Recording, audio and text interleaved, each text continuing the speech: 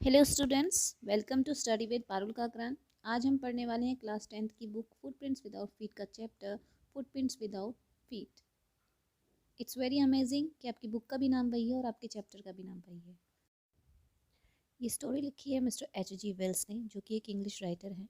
उन्होंने बहुत सारे नॉवेल्स, शॉर्ट स्टोरीज़ और बहुत सारे सोशल कमेंट्रीज लिखी हैं। ये जो आपका लेसन है फुटप्रिंट्स विदाउट फीट, उन्हीं की नॉवल द इनविजिबल मैन का एक हिस्सा है। तो चलिए स्टार्ट करते हैं अपनी स्टोरी स्टार्ट होते हैं दो छोटे छोटे लड़कों से, जो कि कुछ कीचड़ से सने पाँव के निशानों का पीछा कर रहे हैं। वो लोग देख रहे हैं कि लंदन के बीच में एक गली है जहाँ पे दो जोड़े पैर के निशान उनको दिखाई देते हैं, जो कि कीचड़ में लगे हुए हैं। लेकिन वो लोग ये सोचते हैं कि ये पैरों के निशान आए कहाँ से, क्योंकि जो कोई चल रहा है वो दिखाई नहीं दे रहा है। फिर अचानक से जैसे ही वो देखते हैं कि दो पैर के निशान फिर से बनते हैं, और वो दोनों लड़के उन पैरों के निशानों के पीछा तब तक करते हैं जब तक कि वो गायब नहीं हो जाते। एक्चुअली ये दोनों लड़के एक ग्रिफिन नाम के वैज्ञानिक का पीछा कर रहे थे, जिसने अभी अभी मानवीय शरीर को पारदर्शी बनाने की खोज की थी।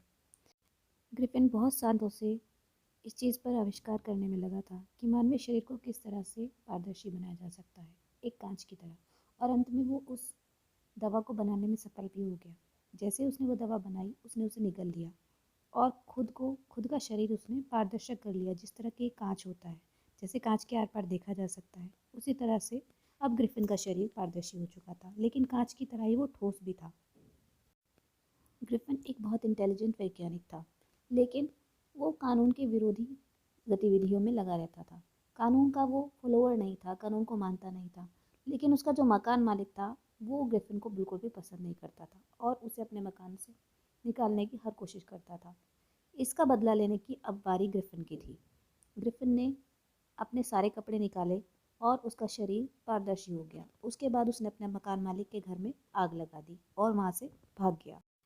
और अब ग्रिफिन लंदन की गलियों में बेघर और बिना कपड़ों के घूम रहा था, जिसका पीछा उन दो लड़कों ने अभी अभी किया था। लेकिन ग्रिफिन ने ये बहुत गलत समय चुना था लंदन में बिना कपड़ों के घूमने का, क्योंकि इस टाइम सर्दियों का मिड चल रहा था। इसका मतलब है बहुत ज़्यादा ठंड वहाँ पर थी, वहाँ हवा बहुत बर्फीली चल रही थी, और ऐसी स्थिति में बिना कपड़ों के वहाँ घूमना ग्रिफिन के लिए बहुत ज़्यादा मुश्किल हो रहा था। इसलिए उसने फैसला किया कि वो एक बड़े स्टोर में जाएगा। और जैसे स्टोर बंद हो गया, उसके बाद उसने उस स्टोर से खाना खाया और सारे कपड़े वहाँ पे जो रखे हुए थे, उसने फटाफट सारे कपड़े पहन लिए और रज़ाइयों के बड़े से ढेर पर लेटकर सो गया। सब कुछ ठीक ठाक चलता रहता अगर सुबह जल्दी ग्रिफिन की आँख खुल जाती, लेकिन उसकी आँख जल्दी नहीं खुली। और जब वहाँ पर काम करने वाले कर्मचारी वहाँ पर आए, तो उसने देखा कि वो लोग उसके पास ही आ रहे थे। जैसे ही वो लोग उसके पास आए, ग्रिफिन ने फटाफट एक एक कपड़ा अपना उतारा और वो इनविजिबल हो गया, यानी कि पारदर्शी हो गया। और फिर वो वहाँ से भाग गया। वो वहाँ से भागने में तो सफल हो गया, लेकिन इस जनवरी के महीने में वस्त्रहीन घूमना उसके लिए बहुत मुश्किल था। इसलिए इस बार उसने एक नाटन कंपनी के स्टोर में घुसने का फैसला किया और उसने सोचा कि वहाँ उसे कुछ ना कुछ इस तरह की चीज़ें मिल जाएंगी जिससे कि वो अपने शरीर को ढक सके। जल्दी ही उसे वो दुकान मिल गई।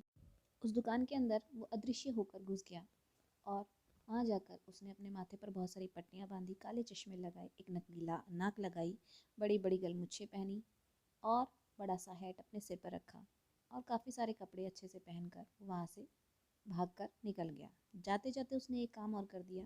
वो जो दुकानदार था उसके ऊपर उसने हमला भी कर दिया और उसका सारा धन लूट लिया।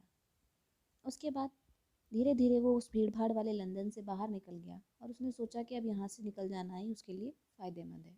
तो उसने एक आइपिंग नाम के गांव में जाने का फ़ैसला किया। उसने एक वो ट्रेन पकड़ी और वो वहाँ चला गया। अब ठंड में वो जो एक गांव था, वहाँ पे ठंड में किसी अजनबी का इस तरह से आना थोड़ा सा विचित्र माना गया, क्योंकि वहाँ ठंड में जल्दी से कोई आता नहीं था। उसने वहाँ पे जाके एक सराय यानी कि लॉज को बुक कर लिया और वहाँ वो रहने लगा।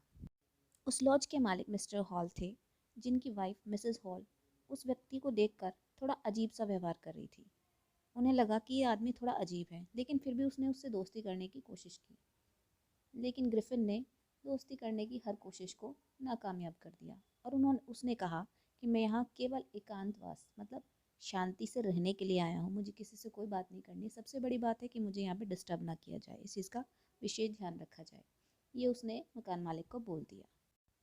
अब क्योंकि सारा किराया वो पहले से ही दे चुका था, तो मिसेस हॉल के पास उसे रोकने का या मना करने का कोई भी मौका नहीं था।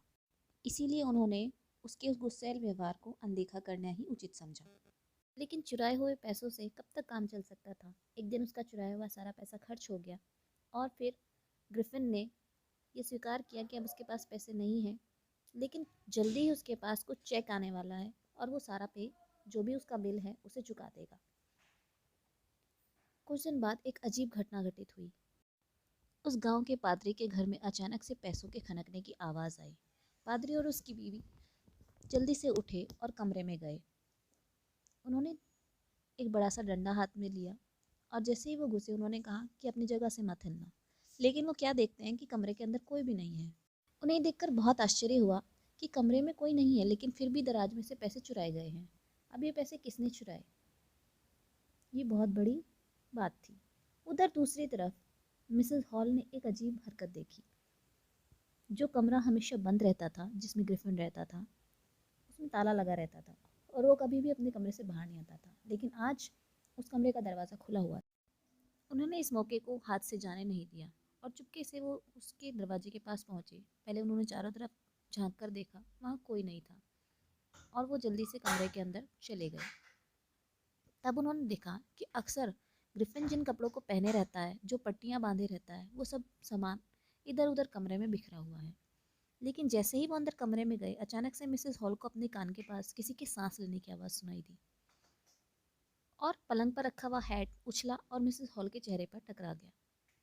फिर से उसके बाद जो कुर्सी वहाँ रखी हुई थी वो एकदम से सजीव हो गई और उछलकर सीधे मिसेस हॉल पर धावा बोल दिया और उसकी वजह से मिसेस हॉल की टांगों पर बहुत चोट आई। वो दोनों पति पत्नी डर के मारे उस कमरे से बाहर भाग गए। जैसे ही वो दोनों कमरे से बाहर निकले, दरवाजे बंद हो गए और फिर से उस पर ताला लग गया।